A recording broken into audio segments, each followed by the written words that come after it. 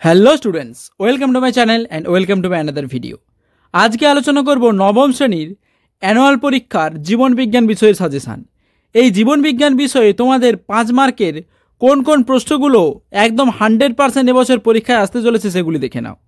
অবশ্যই ভিডিওটি লাস্ট পর্যন্ত দেখবে এবং চ্যানেলটিকে সাবস্ক্রাইব করে দেবে। যদি ফেসবুক থেকে দেখে থাকো অবশ্যই পেজটিকে ফলো করে দেবে। প্রথমে যে প্রশ্নটি রয়েছে, একবীজপত্রী উদ্ভিদ ও দ্বিবীজপত্রী উদ্ভিদের মধ্যে 3টি পার্থক্য লেখো। তারপর রাজ্য মনেরার 2টি বৈশিষ্ট্য লেখো 3+2।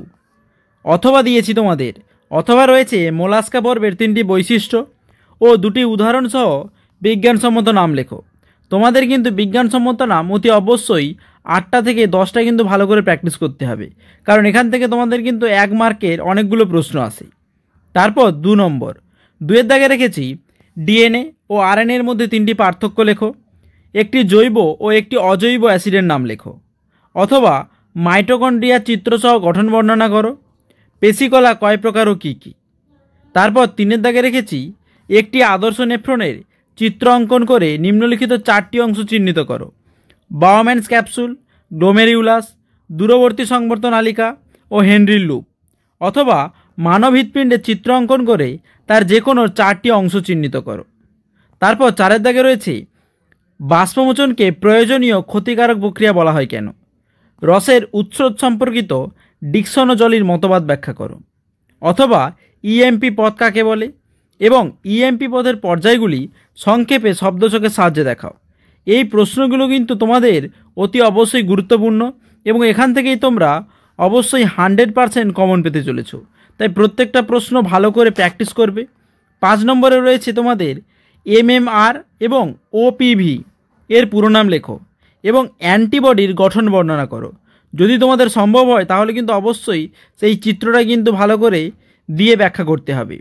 অথবা ডেঙ্গু রোগের লক্ষণগুলি কী কী, খাদ্য উৎপাদন, ওষুধ উৎপাদন ও ভ্যাকসিন প্রস্তুতিতে জীবাণুর ভূমিকা লেখো।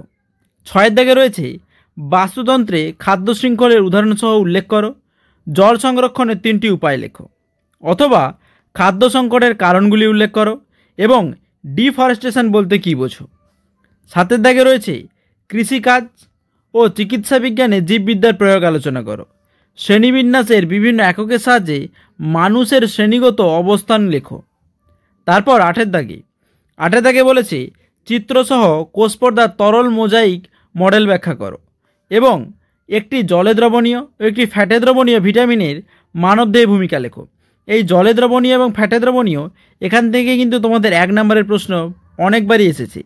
তারপর তার সাথে আরেকটি প্রশ্ন দেওয়া রয়েছে শুক্রাশয়ের অবস্থান ও 2টি কাজ, সঙ্গে কিন্তু ডিম্বাশয়ের অবস্থানটাও পড়বে। তারপর 9-এর দাগ, আরশোলার মুক্ত সংবহনতন্ত্রের চিহ্নিত চিত্র অঙ্কন করো অথবা পৌষ্টিকতন্ত্রের একটি চিহ্নিত চিত্র অঙ্কন করো। 10-এর দাগে রক্ত ও লসিকার মধ্যে 3টি পার্থক্য লেখো। রজনের 2টি অর্থকারী গুরুত্ব লেখো। অথবা কোনো মৌলের ম্যাক্রো ও মাইক্রোনিউট্রিয়েন্ট শ্রেণীতে অন্তর্ভুক্তির 2টি কারণ এবং উদ্ভিদদেহে অপরিহার্য মৌলের যে 3টি কাজ, সেই 3টি কাজ ব্যাখ্যা করো। তারপর 11-এর দাগে এখানে বানানটা একটু ভুল আছে, এটা হবে অ্যান্টিজেন ও অ্যান্টিবডির মধ্যে পার্থক্য লেখো। মানব স্বাস্থ্য নিরাপত্তায় ধৌতকরণের গুরুত্ব লেখো। অথবা মানব কল্যাণে জীবাণুদের ভূমিকা আলোচনা করো। 12-এর দাগে পপুলেশন স্তর, কমিউনিটি স্তর বলতে কী বোঝো। পপুলেশনের বৃদ্ধি নিয়ন্ত্রক শর্তাবলীগুলি উল্লেখ করো। অথবা নাইট্রোজেন চক্রের চিত্ররূপ অঙ্কন করো। মানুষ ও পিঁপড়ের পপুলেশনের বৃদ্ধি হারে লেখচিত্রের আকৃতি কীরূপ। 13-এর দাগে রয়েছে পৃথিবীতে কিভাবে প্রাণের সঞ্চার ঘটেছিল তা শব্দচকের মাধ্যমে বা ওয়ার্ড ডায়াগ্রামের মাধ্যমে দেখা। অর্থাৎ প্রথমে কি এসেছিল, তারপর অ্যারো দিয়ে লিখতে হবে, তারপরে কি এসেছে, তারপর অ্যারো দিয়ে লিখতে হবে। এরকম অ্যারো দিয়ে কিন্তু তোমাদেরকে এই প্রশ্নের উত্তরটা ভালো করে প্র্যাকটিস করতে হবে। অথবা দিয়েছি অগ্রাধিকার আইন উদাহরণ সহ বোঝাও। উদ্ভিদের শ্রেণীবিন্যাসের ক্ষেত্রে হুইটেকারের অবদান লেখো। তারপরে 8-এর দাগের প্রশ্নটা আগেও দেওয়া রয়েছে, তাই এটা আর বললাম না। 9-এর দাগে যেটি রয়েছে, 9-এর দাগে রয়েছে বিএমআর বলতে কী বোঝো। অর্থাৎ এই বিএমআরের যেহেতু ফুল ফর্ম অনেকবার 1 মার্কের পরেই, তাই আমি কিন্তু এটা তোমাদের ফুল ফর্ম দিয়ে রেখেছি, বেসাল মেটাবলিক রেট। তারপর প্রোটিন জাতীয় খাদ্যের পরিপাক কীভাবে হয় তা উল্লেখ করো। এখানে রক্ত তন্তন হয়ে গেছে, এটা হবে রক্ত তঞ্চন। এটা হবে রক্ততঞ্চন। অর্থাৎ রক্ততঞ্চন কাকে বলে এবং রক্ততঞ্চনের বিভিন্ন পর্যায়গুলি লেখো।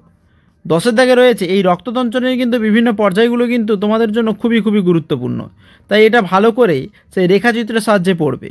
তারপর 10 দাগে রয়েছে সালোক সংশ্লেষের আলোক দশার গুরুত্ব লেখো এবং গ্লাইকোলাইসিস প্রক্রিয়া ছকের সাহায্যে উপস্থাপন করো, অথবা সন্ধান প্রক্রিয়ার অর্থনৈতিক গুরুত্ব অপরিসীম। অর্থাৎ এটা বলেছি যে সন্ধান প্রক্রিয়ার অর্থনৈতিক গুরুত্ব লেখো। যেহেতু তোমাদের এরকম প্রশ্ন আসে তাই আমি তোমাদের এরকম প্রশ্ন যাতে প্র্যাকটিস করো তাই এটা দিয়েছি। আর সাথে রয়েছে ফুসফুস ও ফুলকা শ্বাস অঙ্গ হলেও কিভাবে রেচন অঙ্গ রূপে কাজ করে তা লেখো। এই প্রশ্নটা কিন্তু আরও একভাবে আসবে যে ফুসফুস ও ফুলকার রেচন অঙ্গ হিসাবে কি ভূমিকা তা আলোচনা করো।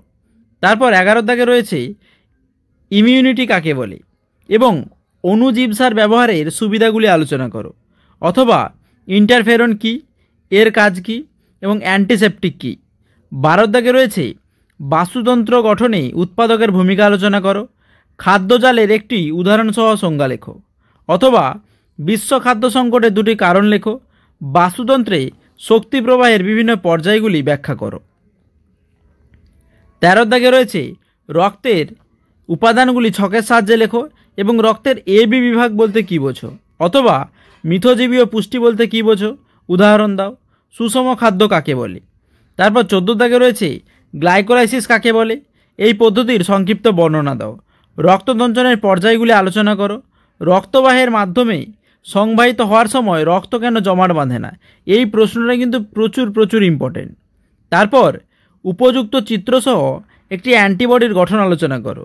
দেহকে এই প্রশ্নটা আগেও দেওয়া রয়েছে তোমাদের। তারপর রোগমুক্ত রাখার জন্য ধৌতকরণের 3টি ভূমিকা উল্লেখ কর, এই প্রশ্নটাও আগে দেওয়া রয়েছে।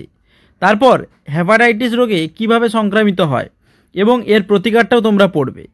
তারপর 16 দাগে রয়েছে খাদ্য সংকটের কারণগুলি কী কী এবং শক্তির বিকল্প উৎসগুলি আলোচনা করো, অথবা বন ধ্বংসের কারণ ও তার ফলাফল আলোচনা করো। এই ছিল তোমাদের জন্য সেরার সেরা 16টি প্রশ্ন। এই 16টি প্রশ্ন করলে কিন্তু তোমরা এখান থেকে 5 মার্কের মতো 5 মার্কের যত ধরনের প্রশ্ন আসবে সব প্রশ্নগুলো কিন্তু পেয়ে যাবে। তাই আজকের ভিডিও এই পর্যন্ত। যদি ভিডিওটি ভালো লাগে অতি অবশ্যই বন্ধুদের মধ্যে শেয়ার করে দিও এবং আমার চ্যানেলটিকে সাবস্ক্রাইব করতে ভুলো না। যদি FB থেকে দেখে থাকো অর্থাৎ ফেসবুক থেকে দেখে থাকো অবশ্যই পেজটিকে ফলো করে দিও। দেখা হচ্ছে পরের ভিডিওতে। পরের ভিডিওতে থাকছে তোমাদের জন্য শুধুমাত্র চিত্র থেকে, অর্থাৎ তোমাদের যে চিত্র থাকবে সেই চিত্রের কোন কোন চিত্রগুলো, একটাই চিত্র বলবো, সেই একটাই চিত্র করলে কিন্তু একটাই কমন পাবে, সেরকম ভিডিও নিয়ে আসছি। তাই অতি অবশ্যই চ্যানেলটিকে সাবস্ক্রাইব করে ফলো করে দিও।